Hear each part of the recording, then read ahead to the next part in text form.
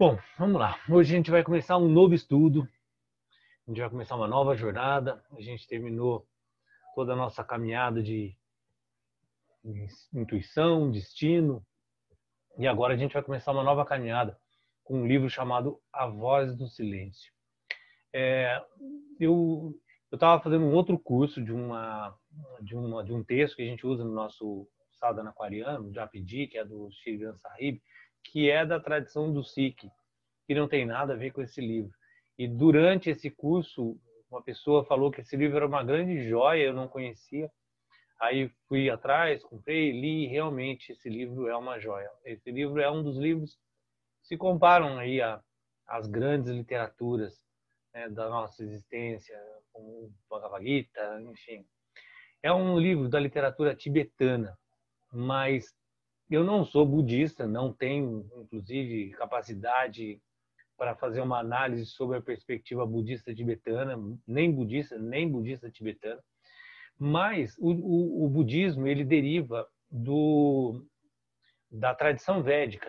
A tradição védica, o budismo é tido como não ortodoxo. Não ortodoxo significa que não entende os Vedas como a referência, como a escritura revelada.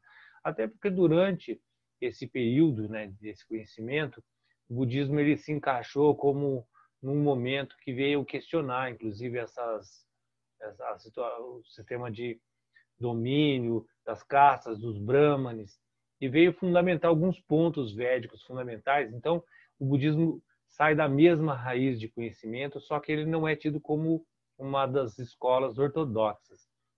Estou falando isso porque o yoga é uma das escolas ortodoxas védicas, o budismo não, o jainismo não, mas enfim, todas essas correntes saem do mesmo princípio de conhecimento. Toda a estrutura, né, de dharma, libertação, moksha, de, de karma, enfim, toda a base estrutural desse conhecimento, seja ele shivaísta, vaishnavista, shaktista ou das linhas ortodoxas, não importa, esse guarda-chuva inteiro que é conhecido como hinduísmo, eles se baseiam na mesma estrutura. Então, o que eu vou fazer? Né? Esse livro foi traduzido por Helena Blavatsky, é uma história bem interessante. Se vocês pesquisarem na internet, vocês vão achar algumas coisas bem bacanas. Ela foi uma das grandes autoras desses textos tibetanos que foi muito questionado durante muitos anos, depois foi vista a autenticidade dela, desses textos. Ela gravou esses textos de memória, porque eles não podiam sair dos mosteiros, é um texto muito secreto, no sentido de muito preservado pelos monges, só os monges poderiam ter acesso, e ela teve acesso, gravou de memória e conseguiu traduzir de memória 90 versos desse texto, que faz parte da estrutura fundamental da tradição tibetana budista. Então eu falei isso porque como os dois nascem da mesma raiz, né, eu li e vi os comentários da Helena Blavatsky que ela fez na época com que ela traduziu o livro, e os comentários dela, ela é da teosofia, ela fez os comentários dentro da perspectiva, né, do todo o conhecimento dela. Eu não vou me atrever a fazer uma leitura desse livro, um estudo desse livro com vocês, baseado na tradição budista, porque, como eu falei no começo, eu não sou e não tenho essa capacidade para fazer isso. Mas o que eu percebi desse livro como uma grande estrutura de conhecimento, sendo da raiz védica, que no final é a mesma passada por toda essa existência nossa, a forma como a gente entende o mundo e a gente se relaciona com o mundo e nossa capacidade de lidar com a mente e se desvincular de tudo isso, que é se libertar desses condicionamentos, é a mesma.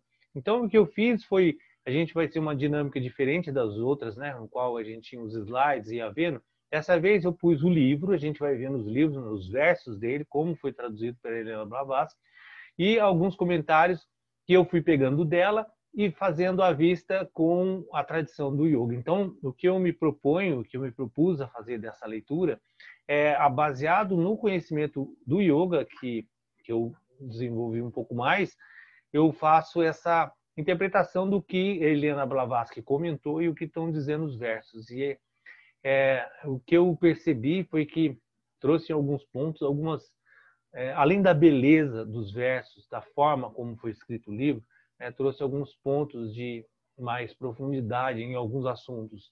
Na verdade, sempre a realidade ela é uma, né, e se desdobra de várias formas.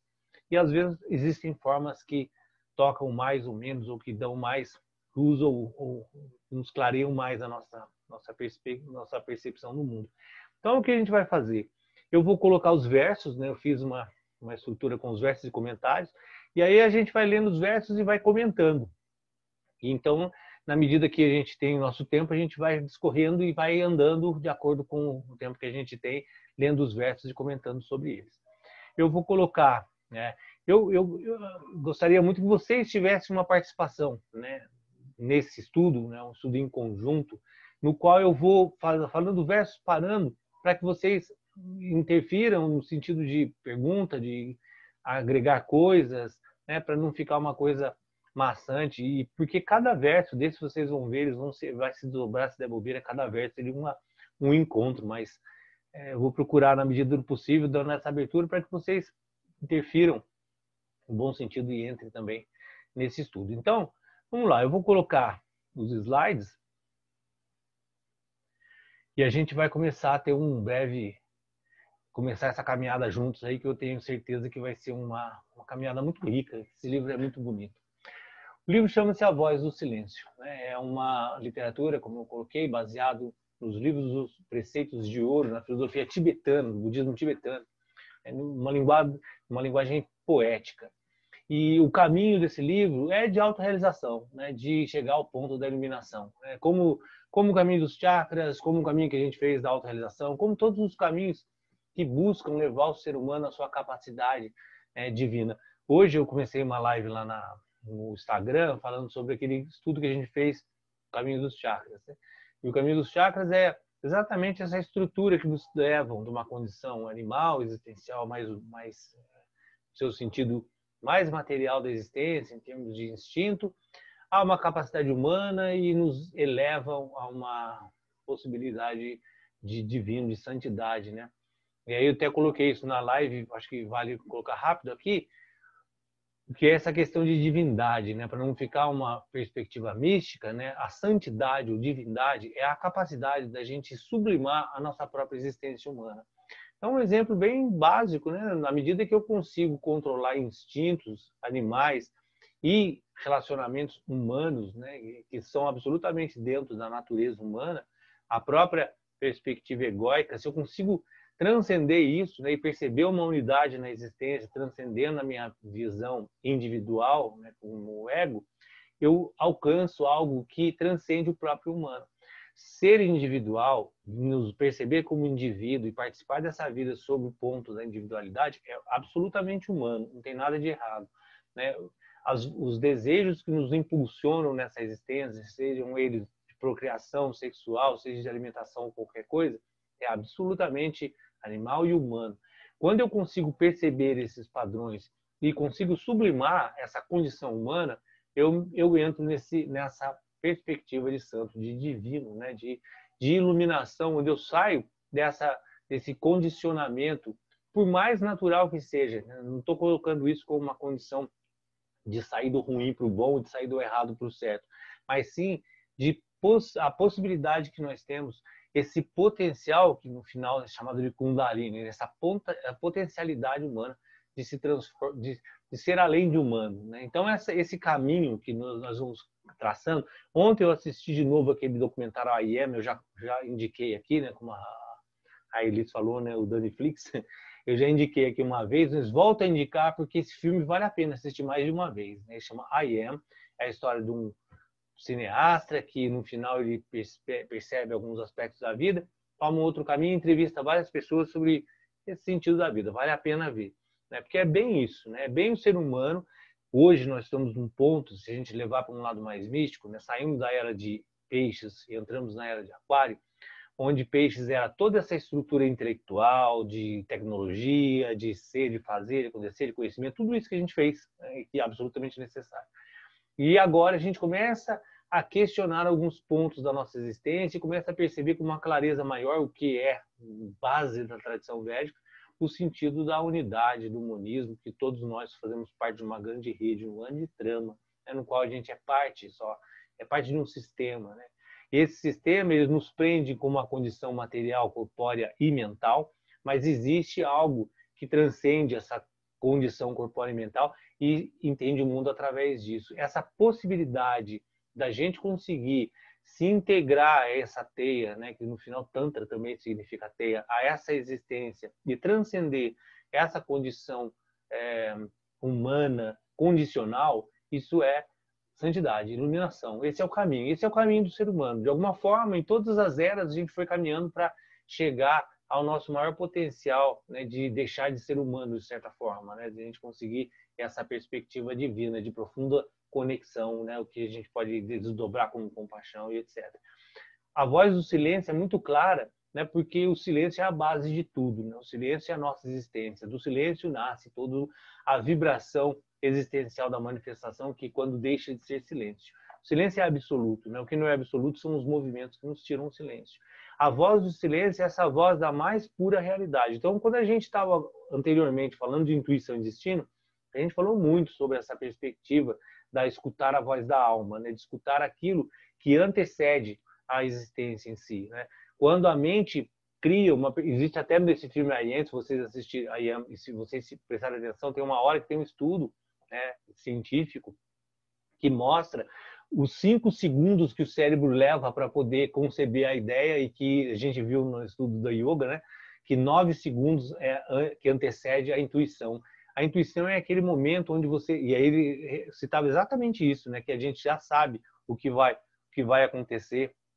É muito legal porque isso é uma perspectiva ocidental de estudos, né? E uma outra forma de estudar a mesma coisa, mas colocando com uma ciência. Até uma pessoa fala, né? A ciência nada mais é que uma história, né? Nós vivemos essa construção de vários tipos de história. Uma hora acreditava numa coisa, outra acredita em outro momento, e a gente vai criando esse grupo de histórias que nós somos isso, né? Esse volume de histórias que nos criam como humano. Mas antes disso, antes dessas histórias serem criadas e toda essa interpretação ser dada para o mundo, que é uma realidade vibracional, antes de ser vibração, por isso o silêncio, essa voz da alma, ela é aquilo que antecede as interpretações, a participação da mente, etc. Essa é a voz do silêncio, essa é a voz da alma. É isso que a gente vai estudar nesse caminho de santidade, iluminação, essa busca por essa perspectiva mais profunda da nossa existência. E aí como está, né? O famoso processo de treinamento e purificação, duas coisas que a gente viu muito no último estudo, né?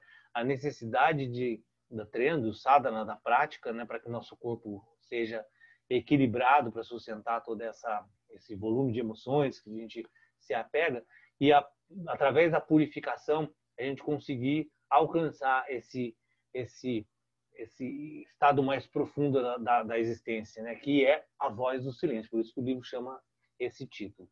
Então, são os temas védicos, são os temas da nossa existência. Quando eu falo védico, né, Veda, é bem interessante lembrar que Veda significa conhecimento, né? Não é da Índia, não é do yoga, não é de ninguém. Conhecimento é, simplesmente, né? E ele se manifesta de várias formas, né? Então, védico, eu acho que usar o termo védico é bem no sentido de isso é parte do conhecimento humano, né? E que não tem nenhum dono, né? Não é de ninguém, não tem nenhuma linha específica que desdobre. Todos nós buscamos essa realidade do conhecimento em si.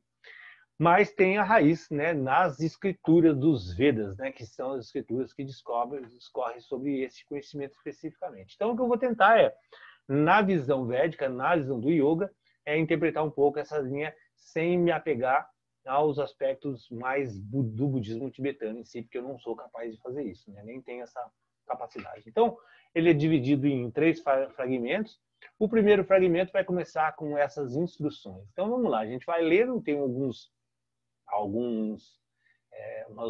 observações, a gente vai lendo os versos e vai conversando um pouco sobre cada verso. Primeiro ele fala assim: essas instruções são para os que ignoram os perigos dos ides inferiores. Bom, ides é a palavra que é sinônimo de siddhis, né? Que siddhi no yoga, no sânscrito, perdão, ele significa poderes. E esses poderes, né, que são adquiridos, inclusive no Yoga Sutra, que a gente está estudando lá no curso de formação, né? A gente inclusive vai entrar exatamente nesse capítulo, né? Esse fim de semana a gente vai falar exatamente sobre os siddhis, os poderes, e vai falar também das Upanishads, que é maravilhoso. Os Upanishads são a base de tudo isso. Da onde sai todo esse conhecimento são das Upanishads, das escrituras, conversas entre os sábios e os discípulos que a gente vai estudar esse fim de semana. E Siddhi é o terceiro capítulo do Yoga Sutra, que fala sobre os poderes, né? Os poderes adquiridos com a prática do yoga. E o que é um poder? O poder é um conhecimento no qual você consegue manipular coisas, você consegue desenvolver coisas que outros não sabem, ressignificar coisas que outras não viram. Esse é o princípio da criatividade, né? Tudo já é, né? Não existe nada que não seja. Então não existe nada que o termo criação seja a partir de alguma coisa que não exista. Criação é a capacidade de ressignificar coisas de forma diferente. Na medida que eu consigo observar alguma coisa e ressignificar, aquilo é um princípio de criação. E o poder é quando eu consigo descobrir situações. Bom, simplificando, né? Se você pegar hoje você e botar você há 100 anos atrás, né? Se você conseguir levar os seus apetrechos para lá, para trás, 100 anos, o que você vai ser? Um absoluto ser poderoso, né? Imagina você, há dos 150 anos atrás, com um celular na mão e podendo falar que isso fala com qualquer lugar do mundo. Então, um extremo poder de bruxaria, de feitiçaria, né, no qual as pessoas vão olhar aquilo como um absoluto, né, impressionado. Né? É impossível uma pessoa conceber a possibilidade de toda a tecnologia que a gente tem hoje há 150, 200 anos atrás. Só porque a gente tem a tecnologia? Porque as pessoas desenvolveram conhecimento, uma forma de manipular essas estruturas de conhecimento e chegar a todas essas criações, essas ressignificações de coisas, né, no qual a gente tem hoje. E isso nos torna cada vez mais poderosos, né? Steve Jobs nada mais é do que uma pessoa que descobriu, ressignificou e conseguiu entender uma coisa de forma diferente e apresentou algo que a gente nunca tinha visto, e isso deu um poder e deu toda a capacidade de desenvolvimento dele. Isso são siddhis, isso são poderes. O yoga vai levando a uma capacidade de compreensão profunda, né, da existência, e na medida que eu entendo isso, Vaisheshika, que é uma das linhas também ortodoxas védicas, um dos pontos de vista, né, Darshana, junto com o yoga, ele justamente trabalha isso, como se fosse a química. Separa todos os elementos para entender separadamente, para depois entender o que a medicina faz. E na medida que eu entendo os elementos separados, eu consigo manipular isso e consigo chegar a siddhis, né, os poderes. E o que isso me traz? Um apego profundo à própria existência. No final, eu fico apegado à busca do conhecimento, à busca do sentido de competição que vem na nossa história, né, humana, de uma forma muito intrínseca na nossa existência. E tudo isso vai nos desenvolver um maior apego a essa existência. Eu quero ser melhor, eu quero ganhar, eu quero ser mais, eu quero, enfim. Eu estou preso absolutamente nessa concepção material da existência, no qual eu quero tirar o maior proveito disso. E isso é um campo bem primitivo na existência humana, né? Tirar proveito dos prazeres. Isso é bem animal, qualquer animal faz isso, qualquer animal quer isso. Né? E, no final, qualquer animal quer domínio sobre a situação, enfim. Né? Nós, com a nossa capacidade, os humanos, com a capacidade de relacionamento, a gente desenvolve um domínio sobre as pessoas, etc. Então, essas instruções são para aqueles que ignoram os perigos dos idis inferiores, não estão mais apegados a isso. Porque aqueles que estão buscando essa satisfação, esses poderes, né, e estão ligados a isso, não é essa literatura. E é bem interessante, né? Porque a forma como começa também o Yoga Sutra, né? O Yoga Sutra começa falando agora o conhecimento do yoga. E esse agora exatamente vem com o contexto de você não está vendo esse livro, você está vendo esse livro agora, esse texto agora, porque é a sua hora de ver esse texto. Não vai adiantar nada para você. Isso é muito da tradição, né, védica, que você vai entender aquilo que é no seu momento. Então, começa o livro com essa mesma pegada, com essa mesma estrutura, né? Essas instruções rolando aqui. Estas instruções são para os que ignoram os perigos dos idis inferiores. Né? Na verdade, é que você está apegado a esse sistema desses poderes, não é para você. E aí ele fala o segundo verso. Quem quiser ouvir a voz de nada, e esse nada, a gente viu no estudo da intuição, que esse nada é o que antecede o som, não é nada, né, no sentido português, né, é nada em sânscrito, que significa o que antecede a vibração. é o que antecede tudo, é o princípio, é o silêncio no qual se desdobra na manifestação sonora, nos movimentos, né? O Shiva Nataraja, que é aquele que é muito usado no yoga, dançando sobre o círculo do fogo, etc., ele justamente representa essa dança do universo no qual o tambor, né, tamuru, faz as vibrações, no qual tudo é resultado de diversas vibrações, no qual a gente observa isso, né, de várias formas. O que antecede? O que antecede o momento da manifestação do movimento? É esse nada, é o som insonoro, é aquilo que antecede a existência. É a semente da flor antes de ser semente. É a semente da árvore. Antes dela ser semente, ela vai ser semente e vai ser potencialmente qualquer outra coisa, qualquer árvore que seja, né? Dependendo das condições que dê.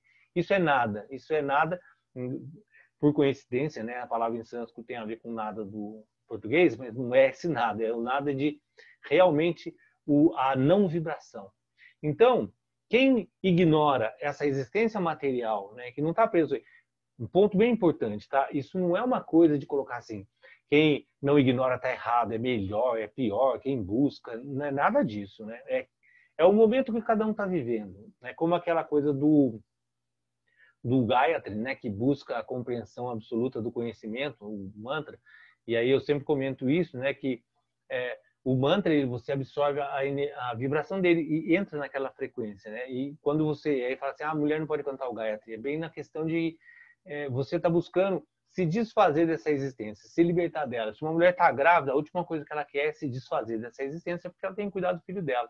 Então, eu cito isso para ficar claro assim, uma mulher que está grávida, ela está no momento de vida de cuidar do filho dela. Então, não é menos ela querer viver e cuidar do filho dela, é absolutamente necessário, percebe? É o Dharma, é a função. Então, não está buscando se libertar da própria existência ou conceber algo que transcende o mundo, não tem nada de errado nem certo, simplesmente não é o momento. Essa literatura não é para isso. Então, se você não está nesse momento de buscar a voz do nada, o som insonoro, e compreender essa natureza que é uma realidade que antecede a própria perspectiva da nossa concepção do mundo, a literatura não é para você. Né? Senão, você tem que aprender a natureza de Dharma. Gente, esse livro é espetacular, tá? Esse livro é uma das coisas mais bonitas que eu já li na minha vida, pela sequência de versos e a lógica tão clara que traz essa sequência. Então, percebe, esse livro é para quem não está buscando essa materialidade, que quer ouvir essa voz do insonoro, essa busca, compreender essa existência real, e para isso tem que aprender a natureza de Dharma, quer dizer, você tem que manter a sua mente concentrada.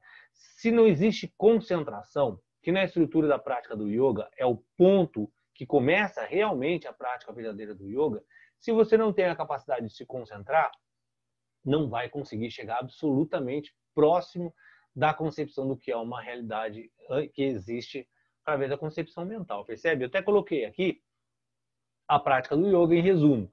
Yamas são as disciplinas sociais, o meu entorno, né? Não rouba, não violência, mantém o seu entorno. São 5 yamas, né? O desejo, controle da energia sexual. Enfim, em resumo, mantenha o seu entorno estável. Niyamas, as suas disciplinas pessoais. Né? Isso é a base da prática do yoga, de acordo com o Yoga Sutra de Patanjali. Tá? Niyama, as disciplinas pessoais, quer dizer, limpeza, purificação mental, física, interna e externa. Aceitação, o mundo é dessa forma. Né? Não quer criar um mundo de acordo com o que você acha que é. Né? Isso é chamado de santosha.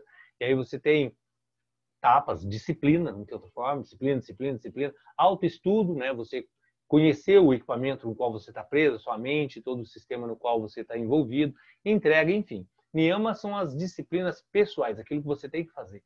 Asana vai cuidar do seu veículo, do seu corpo. O seu corpo tem que estar funcionando bem. Na curso de condicionamento, a gente comentou no sábado, né? Alguma coisa sobre a questão hormonal, neural, que no final tudo se resume a emoções, tudo se resume a um aspecto químico. Né? No final, tudo que a gente está pensando aqui, todos os sentimentos que a gente gera, lá no fundo vai gerar uma formulação química, uma emoção no qual a gente se apega ou não àquela emoção específica.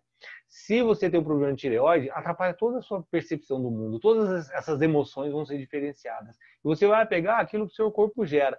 Então, o asana, ele precisa regular esse corpo, né? Ele precisa regular esse sistema para que você não tenha grandes interferências dele, para que você não perceba o mundo de forma tão distorcida. Então, o asana, ele conserta o carro, né? Ele arruma o veículo para a viagem.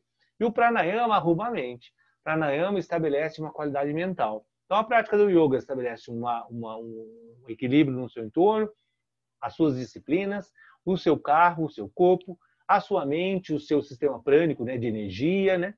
E pratyahara, você consegue controlar os seus sentidos. Você não está entregue absolutamente à sua existência através dos sentidos, que é os cavalos puxando a carruagem, né? Os cavalos são os sentidos. E aí são 5 cavalos puxando a carruagem, cada um para um lado. Eu quero tudo que me satisfaz. Com essa condição anterior, me leva à possibilidade de pratyahara. Eu consigo controlar meus sentidos. O que me leva? Qual é o benefício de tudo isso? A minha mente tem um estado de concentração. Eu não estou aqui pensando em 20 coisas, eu não estou aqui pensando no frio, no calor, na fome, nos sentidos todos que sejam. A minha mente tem a capacidade de manter o foco em um ponto, né? Chamado de ekagrata. A gente vai ver também, por coincidência, no curso de sábado, é exatamente esse ponto que a gente vai chegar de parinama, ekagrata, a condição da mente de manter-se num ponto, que é chamado de dharana. O fluxo constante dessa condição de dharana me leva a dhyana, que é chamado de meditação. Meditação é o fluxo constante da concentração, que me leva a samadhi, que a gente viu bastante no sábado, que é o aspecto da compreensão correta, né? Samadhi até a Jaime me perguntou, né? Dá um exemplo, o que é samadhi? Samadhi é você estar num quarto, não enxerga nada, está tudo confuso, e você tem medo, porque você acha que tem bicho, está sujo, enfim, um monte de confusões mentais, porque você não sabe que está no quarto e está escuro. Acende a luz. Samadhi é acender a luz. Quando eu acende a luz, eu vejo o quarto como ele é. É a compreensão clara. Isso é o sentido de iluminação. E aí percebe que qual é esse segundo verso? Quem quiser conhecer essa realidade, né, essa realidade verdadeira que antecede a concepção mental e compreender, tem que aprender a natureza de Dharana. Tem que treinar aí, né? Tem que manter a capacidade de concentração. Se sua mente está flutuando demais, jamais você vai chegar a essa capacidade de compreensão, porque Dharana vai te caminhar, concentração, vai te empurrar para o processo de meditação, e o processo de meditação vai te levar às compreensões verdadeiras, às compreensões da realidade, a samadhi, ao princípio de iluminação. Tendo se tornado indiferente aos objetos de percepção, que é o mundo manifesto com os seus desejos, todos os meus sentidos, tendo se tornado indiferente a isso, o discípulo deve buscar o Raja, o rei dos sentidos. Quem comanda tudo isso? Porque a gente está falando de sinalização, os sentidos querem, né? Eu quero o melhor para comer, eu quero o melhor para o meu tato, eu quero o melhor para todos os meus sentidos serem satisfeitos de alguma forma. Quem é o rei disso? Né? Quem é o produtor desses pensamentos que desperta essa ilusão de que tudo, o prazer está externo no mundo? Quem é esse rei? A mente. A mente é o grande assassino do real. A mente cria toda essa irrealidade que a gente está vivendo porque ela sempre vai conceber algo que não é a realidade. Então, o que a gente faz? A gente tem 2 aspectos do que é chamado de Maya. Maya é essa ilusão. Primeiro, é conceber a ideia do mundo através de um veículo limitado. Né? O que eu escuto, o que eu vejo, etc., etc., vai sempre dar uma percepção limitada através dos meus sentidos. E eu me condiciono e crio uma perspectiva do mundo baseado nisso. Né? Eu já dei esse exemplo várias vezes, né? Pegar nós, o peixe e uma ave, se todos tivessem condição inteligente, e falar o que é o mundo. O peixe vai descrever um mundo absolutamente diferente da ave, que vai descrever absolutamente diferente de mim. Por quê? Porque cada um vai perceber o mundo com os seus equipamentos limitados. E esses condicionamentos que trazem, né? Condicionamento significa eu penso, eu vejo, interpreto e me condiciono que aquilo é uma realidade, só que aquilo é uma interpretação. Isso é feito pela mente. A mente assassina a realidade. Muito lindo, né, gente? Maya também se refere ao véu de ilusão que nos tira a capacidade de perceber que nós somos essa conexão, essa inter-relação de ser. Isso vai estar falando muito no Miami, quem puder assistir, assista, que vai falar bastante sobre esse tema, da perspectiva que nós somos um organismo só. Né? Na verdade, isso é velho, isso faz, sei lá, 5.000 anos que isso é falado, né? Mas enfim.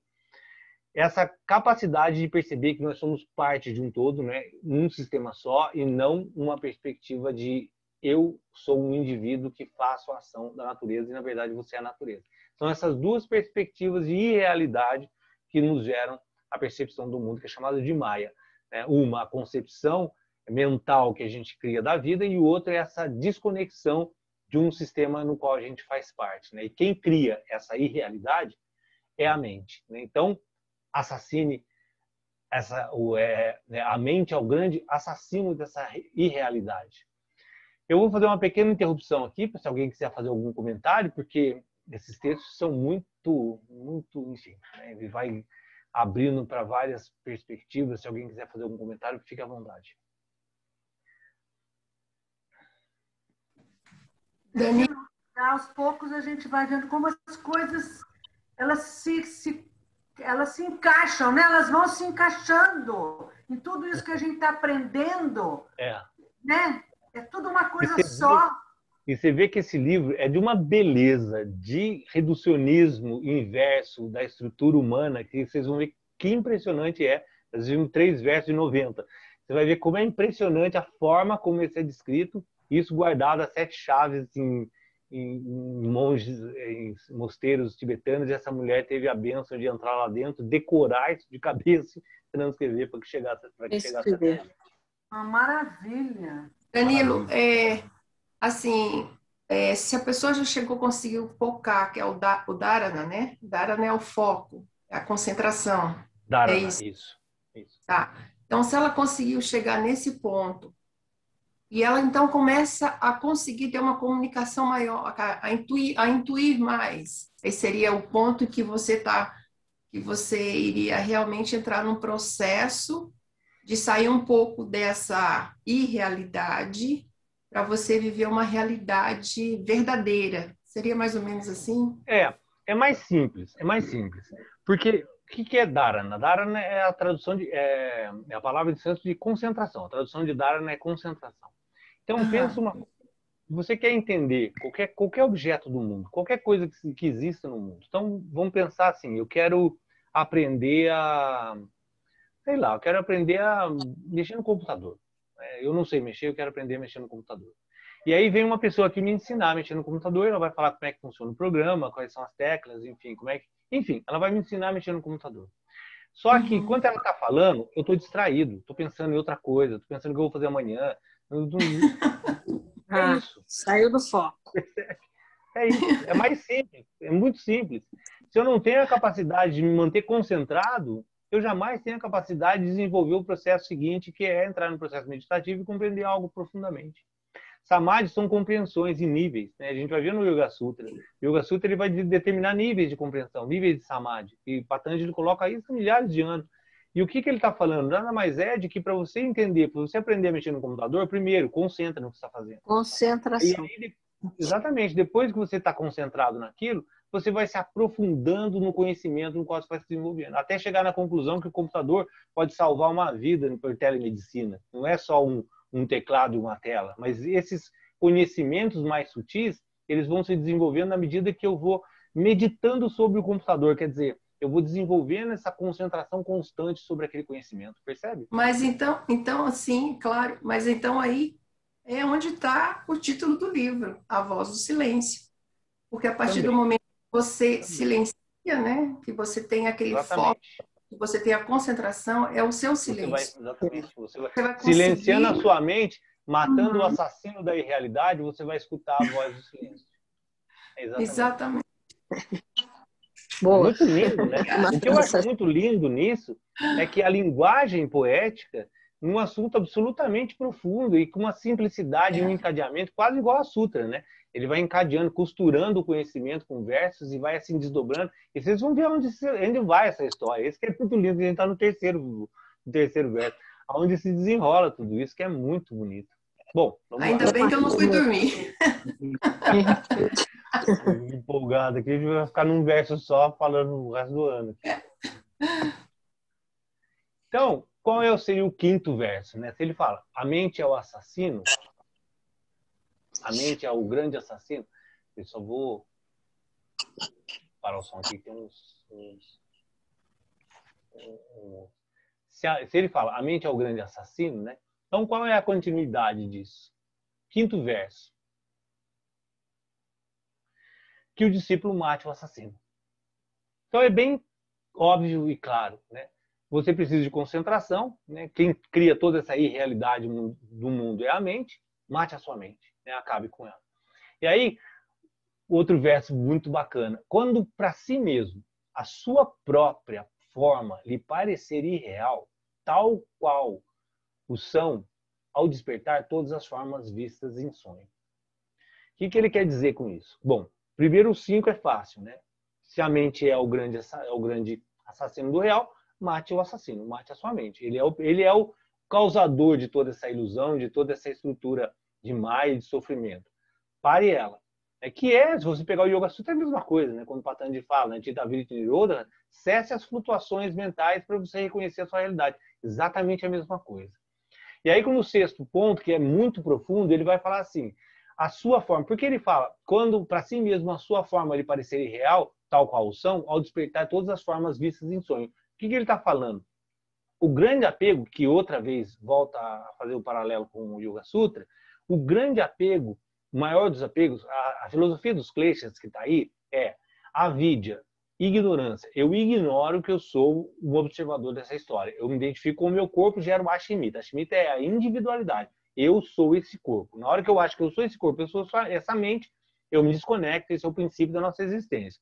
E aí a minha mente vai funcionar com dois princípios chamados raga e dvesha, desejo e aversão. Tudo que eu gosto eu vou repetir, aquilo que eu não gosto eu gero aversão. Esse é o princípio da filosofia dos kleshas, o funcionamento mental. Qual é o maior dos apegos? Abhinivesha, o medo da morte, apego à vida. Por quê? Porque eu sou o meu corpo. Se acabou o meu corpo, acabou a minha existência. Então, o maior dos apegos que o ser humano tem, a gente está vendo isso agora com a pandemia, uma coisa muito óbvia, é o apego à vida, né? O desenvolvimento, que é absolutamente necessário e natural, não tem nada de errado. Mas essa identificação profunda que a gente tem, a mais profunda é com o nosso corpo. Então, aí um ponto bem bacana, que é assim, eu já falei isso algumas vezes, mas vale a pena repetir, né? Quando a gente está falando de Dharana, Dhyana, meditação, que chama Samyama, né? Eu vou desenvolver agora uma meditação sobre, sobre mouse, né? Que está na minha frente aqui. O que é mouse? Então, a primeira coisa que eu tenho que ter é concentração. Eu vou parar e vou me concentrar nesse ponto, mouse. E aí eu vou começar a estudar toda a forma de mouse, né? Mouse serve para... vem de rato, porque ele tem uma aparência igual ao rato, mas ele serve para mexer o cursor, que vai mexer, enfim. Começa a desenvolver um raciocínio lógico sobre o que é mouse. E aí eu vou perceber que o mouse facilita muito a minha vida, porque ele consegue chegar de uma forma que eu não conseguia antes, enfim. Aí eu começo a desenvolver aspectos mais sutis sobre o mouse e sem perder tempo nisso, eu vou me aprofundando cada vez mais em mouse.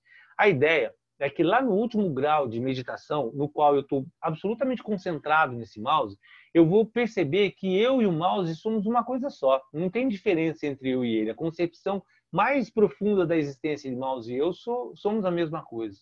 E aí, quando eu chegar a esse ponto que chama de Samadhi Nirbidya, Nirbidya é sem semente, não existe mais diferença entre eu e mouse, até a Ludmila comentou sobre isso em algum ponto lá atrás, eu tinha falado em alguma aula, essa fusão ao objeto meditado.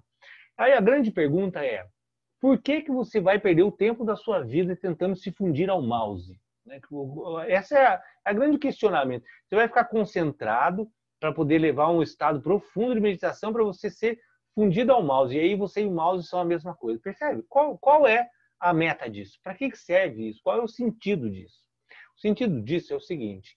Na hora que eu realmente compreender a perspectiva ilusória que eu concebo uma ideia de mouse, toda a minha meditação, até eu fundir a ele, perceber que ele é igual a mim, eu vou entender que existe uma irrealidade nessa concepção de mouse, apesar de eu ver classificar com um nome, uma ideia e uma forma. Mas mesmo assim, é só uma ideia. É uma concepção, não é real. Percebe que é muito difícil a gente acreditar nisso realmente? Você acreditar que porta não é porta, casa não é casa, que tudo que você está vendo não é.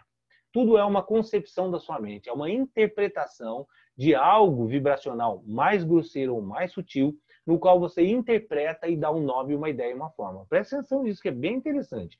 Na hora que você realmente entender que mouse não é mouse, é uma interpretação mental, eu vou começar um caminho de volta para entender que a minha ideia do que eu faço sobre mim é uma interpretação falsa.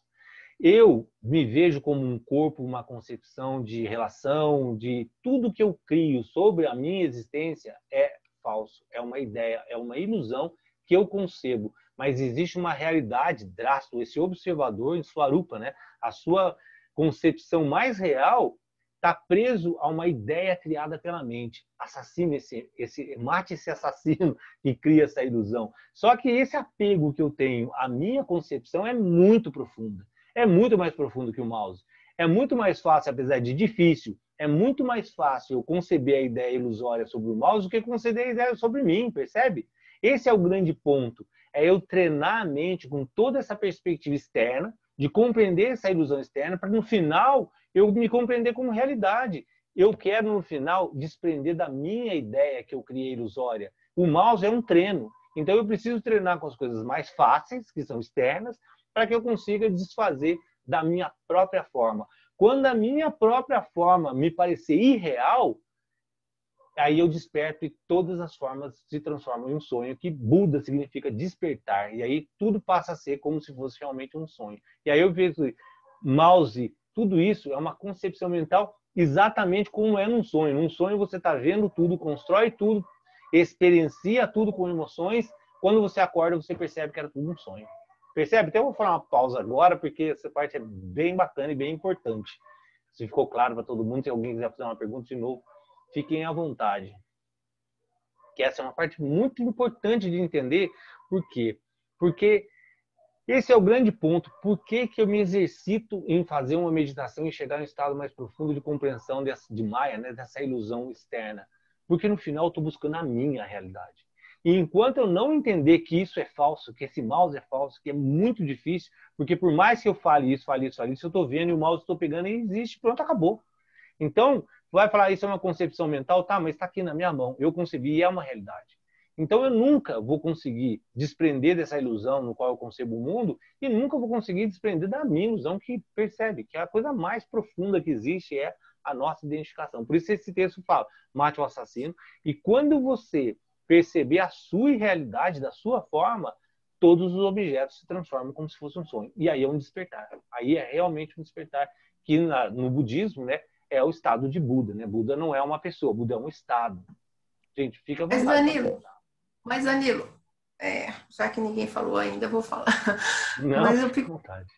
Eu fico pensando assim, tá, eu vou ter que acabar com essa ilusão do que eu sou. Então, quem está agindo? São os gunas?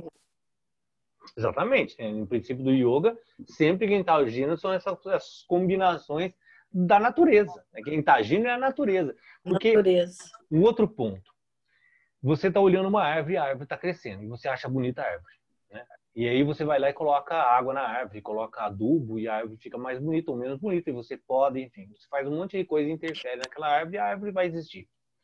Tira você e tira todo mundo. Não existe mais ser humano no mundo. O que vai acontecer? O que vai acontecer? Não vai mudar nada. O universo vai continuar funcionando da mesma forma. Percebe que se você tirar você da sua percepção, não mudou nada. Só existe essa ideia concebida porque existe alguém concebendo algo e criando uma ilusão. Se você não existir, se você simplesmente parar de existir, não quer dizer que a natureza não existe, que o universo não continua funcionando da mesma forma. Então, como você falou, o que está funcionando? Os gunas no sentido da estrutura mais fundamental se combinando e funcionando. A natureza vai continuar funcionando. O que muda da natureza é que existe um rei, a mente, que assassina essa realidade funcional e cria uma ilusão sobre ela. E cria uma ilusão de controle, uma ilusão de mudança, uma ilusão de ação, de domínio. De poder. De poder. Tudo isso é uma concepção mental que não muda nada no universo. Ô Danilo, seria no caso, então, essa quebra dessa ilusão, você se colocar como... Eu não sei se eu vou falar da forma correta. Como você se tornar o observador? Então, é que nem tipo, o exemplo do filme, tipo, que você se identifica com aquilo, você começa a sentir aquilo, você não consegue depois mais sair daquilo.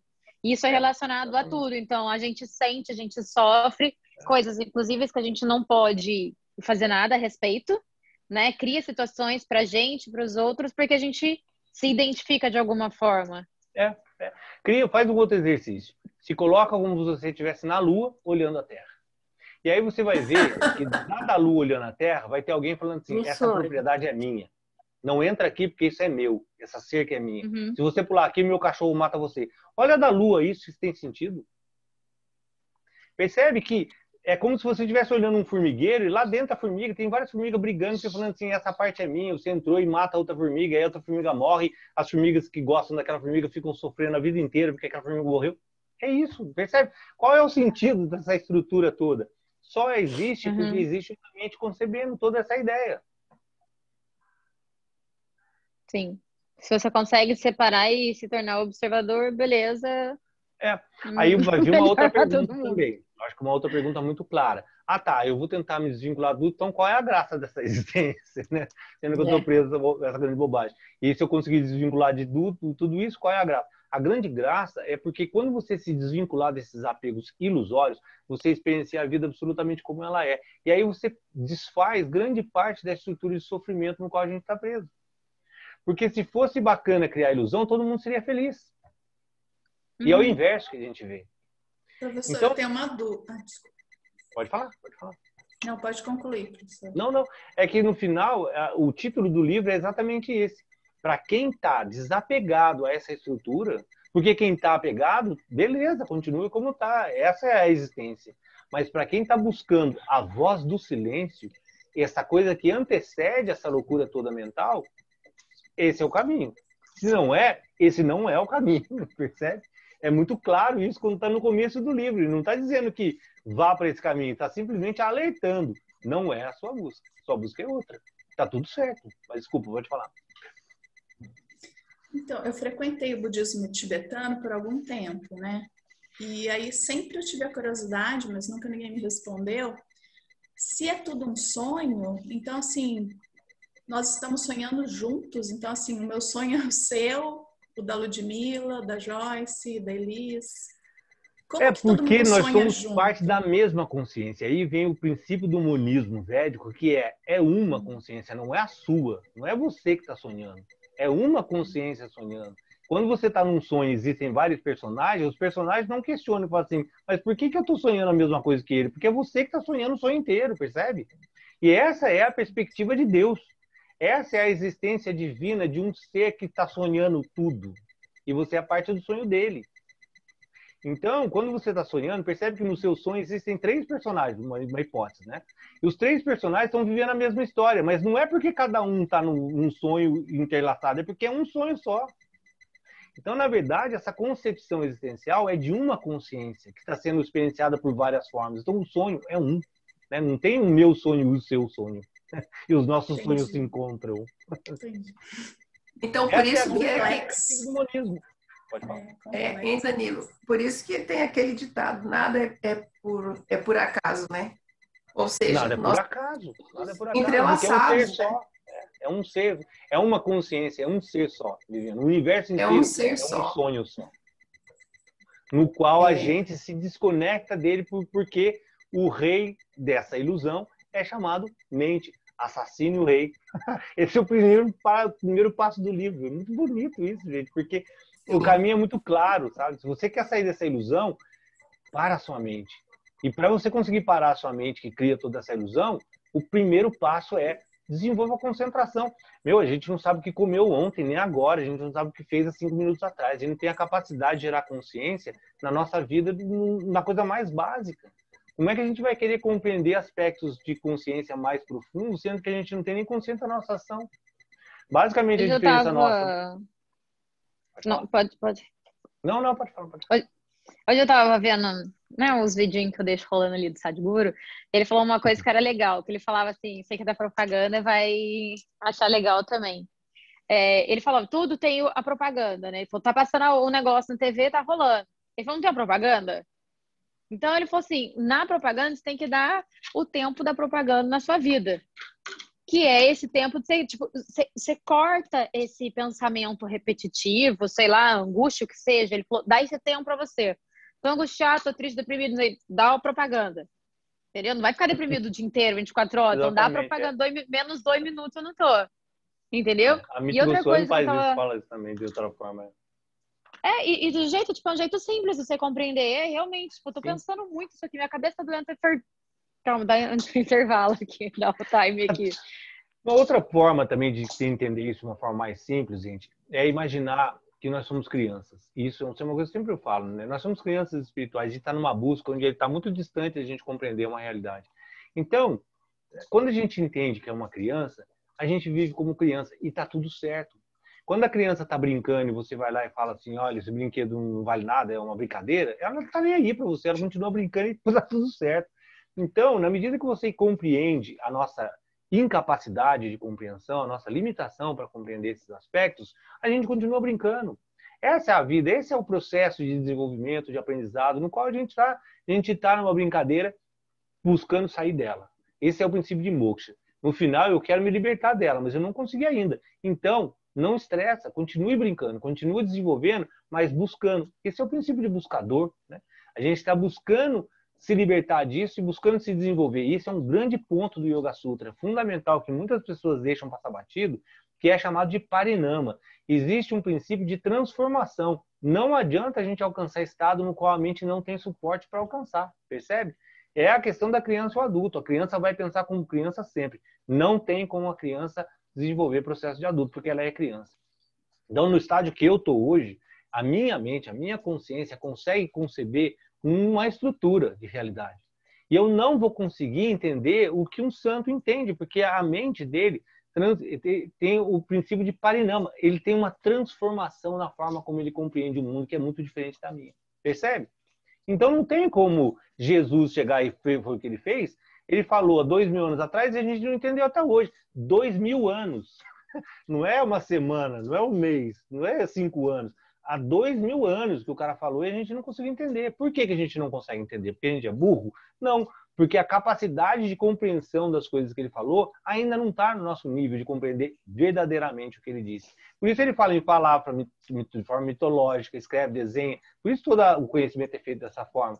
Porque ele vai nos instruindo na medida que a gente tem a capacidade de aprender. E está tudo certo. E está tudo certo. Não tem nada errado. Mas, Danilo, desculpa. Então, o problema também uma grande, acho que uma grande causa disso tudo também é a própria vibração em si, né? Porque a nossa vibração, ela está muito baixa, né? O planeta, a era que nós estamos passando agora, que a gente está vivenciando, é uma era de vibração muito inferior, né? Por isso, então, né, o próprio humor da era, como é colocado muito no Vaishnavismo, né, é a questão do mantra, não só no Vaishnavismo, mas em várias estruturas.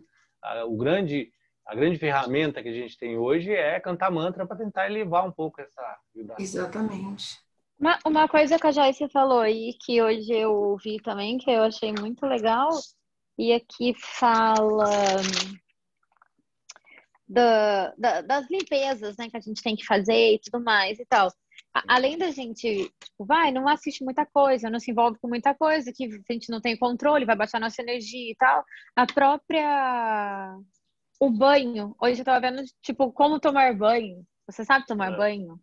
Então, assim, tome um banho como se fosse realmente um mergulho. E quando a gente sai na rua e tem contato com muitas pessoas, o banho é necessário, porque a gente é contaminado por essa energia. Querendo ou não, existe, nós somos água, nós somos energia, a gente pega energia. Claro. Então, eu acho que tudo isso ajuda a limpar também. Que é chamado de salcha, né? O princípio de limpeza externa, interna. O princípio exatamente. É absolutamente necessário. Isso está onde? Está lá no começo. Se você não faz isso, não tem como continuar a caminhada. A caminhada é depois disso, né? Vai ter uma parte desse livro... Até no sadhana, né? No sadhana precisa disso, né? Pois é. Depois eu falo do banho porque vocês brigam comigo, mas porque existe uma sequência lógica nas coisas. Quem não quer tomar, não toma, cada um é dono da sua vida. Mas existe uma intenção, né? Existe um motivo, né? Nada é simplesmente por acaso. Deixa eu só ver o próximo verso. Migração 6,5, então a gente vai parar por aqui. Onde a gente está falando que na hora que conceber essa realidade da nossa existência, a gente vai começar a despertar desse sonho, né? E aí depois... No 6, né? Paramos no 6, no verso 6. Aí a gente vai caminhando dessa forma. A gente vai lendo os versos, vai falando sobre e vai indo até onde dá para ir. Mas vocês vão ver que é espetacular. É realmente uma joia. Fantástico, porque também a facilidade de entendimento, né, Danilo, é muito importante também, né? A gente ter esses conhecimentos assim, que sejam fáceis de a gente assimilar, de a gente trazer para o dia a dia de cada um. O que me espanta, de certa forma, não sei se espantar é a palavra mais correta, esses textos são muito antigos, né? Então, a estrutura de conhecimento, né, dito com os Vedas é o conhecimento, ele sempre né, não tem, é atemporal. E é exatamente isso, né? Existe um conhecimento que ele é atemporal. O Sadhguru usa muito essa questão como Shiva, essa estrutura fundamental da existência. Pode criar celular, pode fazer o que for, mas existe uma estrutura de funcionamento do universo que não muda, que é essa existência, esse processo mental humano. Isso pode ter tecnologia, pode ter o que for, isso não muda. E aí, para você escutar essa realidade, aí volta para fechar, né, esse tema inicial. Para você escutar isso é a voz do silêncio. É a voz do silêncio mental que faz a gente chegar a essa capacidade de compreensão dessa estrutura fundamental da existência, no qual a gente está desconectado dela. Porque a gente está viajando. Um exemplo bem fácil é que as pessoas que moram em cidade grande, por que elas necessitam estar saindo para o interior, para um contato, né? Porque é natural. É natural. Silêncio, né? Por silêncio. A gente vai ver nas Upanishads sábado, chamadas Upanishads da floresta, né? Que, na verdade, o conceito de ashram, ele vem dos yogis que iam para a floresta. Por que eles iam para a floresta? Porque a floresta, apesar de absolutamente caótica em seu termo biológico, funcional, tudo está funcionando, está tudo acontecendo, é o ambiente mais sattva, mais estável que existe. Isso é desde 3.000 anos até agora. Na hora que você está estressado, para onde você vai? Para um ambiente que traga harmonia. Aí você pode conceber ideia que for, que é legal, que eu vou tomar cerveja e escutar funk na floresta, mas você está indo para lá porque você está buscando harmonia, né? Aí você vai fazer a bobagem que quiser, porque cada um faz o que quiser. Mas no final, é a natureza buscando um princípio de harmonia. E ela está buscando se associar a coisa que traz harmonia. Por isso a gente vai para a praia, fica olhando para o mar, a gente fica perto da natureza, porque na verdade a gente está se reconectando a um sistema de estabilidade. E é engraçado. Que aí, desculpa, Danilo, desculpa. Não, aí o rei da ilusão volta de novo a criar a ilusão e a gente vai para a praia e fica no bar, bebendo na frente do... Aí não tá certo. Briga. Mas tirando a ressaca, Danilo, ainda assim eu acho que a pessoa volta melhor. Porque querendo ou não, ela tem um contato com a água, ela tem um contato com a areia, ela tem um contato com a terra. Então, tipo assim, a matéria dela identifica como sendo parte, né? Então, por mais que ela fique entorpecida, cansa, a ressaquinha, mas de alguma forma, alguma parte do corpo dela... Por isso que a pessoa volta. Né? Por isso você vai no litoral, todo mundo lá de novo, né? Porque de alguma forma ele tem um efeito que trabalha num campo muito mais profundo do que ele está entendendo o que ele está fazendo.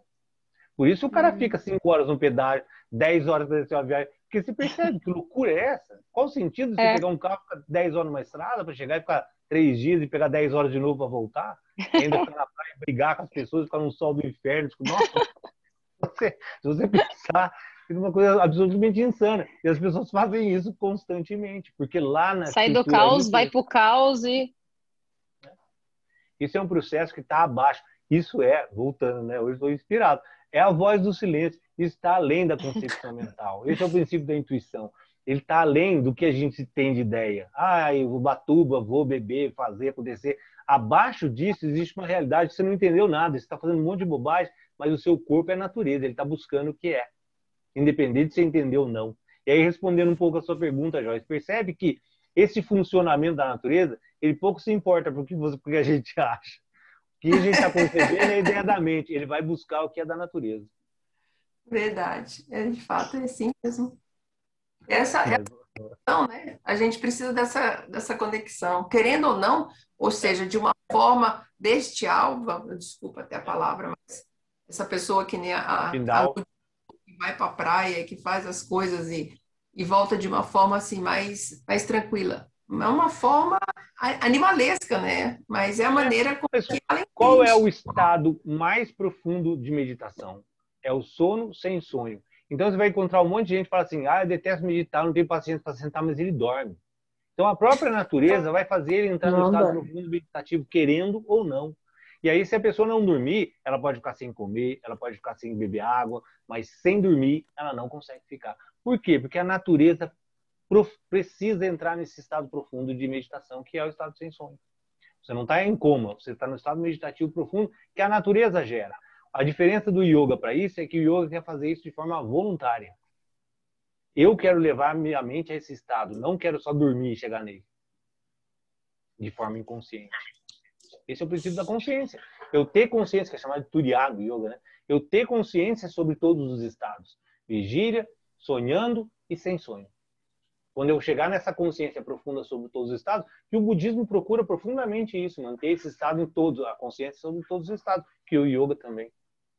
Percebe que a lógica é muito interessante dessa estrutura, né? Agora, você não entendeu nada disso, você vai dormir, isso é do mesmo jeito, você vai dormir. Porque você é a natureza, não tem uma concepção do yoga falando, você tem que fazer isso. Você é a natureza, querendo ou não, você vai fazer. Se você entender melhor. Se você não entender, você vai fazer sem entender mesmo, percebe? Esse é o princípio de Ahankara. Ahankara é essa ideia egóica que a gente fala, eu faço. A gente acha que está fazendo um monte de coisa, mas é só a irrealidade da mente criando essa perspectiva que a gente está fazendo. Mas no final é a natureza andando da forma como ela tem que andar.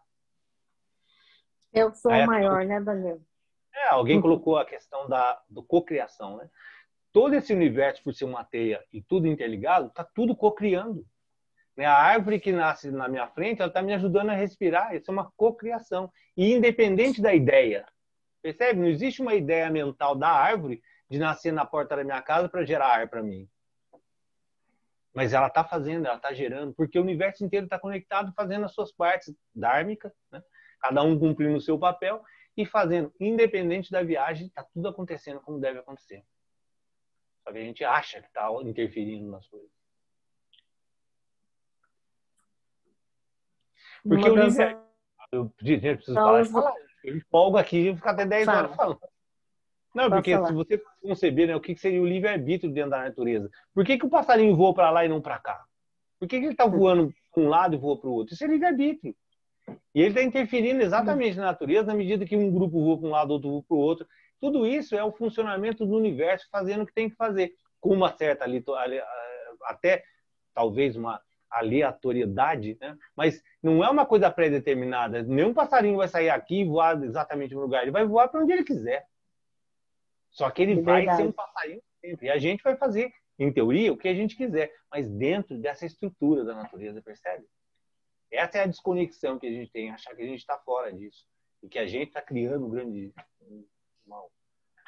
Numa das aulas que nós fizemos, você falou isso. A gente esquece de olhar e agradecer. Eu te devolvo o gás carbônico e você me dá o oxigênio. Esse princípio de troca. Na verdade, quem fala isso é Sadhguru. É uma meditação que você para na frente da Foi a meditação que nós fizemos. Conectando com aquilo. O ar que eu respiro e o que eu sobro é um ciclo constante. Gente, eu vou parar a gravação, porque senão quem for pegar a aula aqui não vai acreditar mais em mim, que a aula é 1 hora de aula. Mas depois, se quiser continuar conversando. Gente, muito obrigado. Eu vou terminar no verso 6 para a gente continuar no próximo encontro. Um beijo para todos. Boa noite.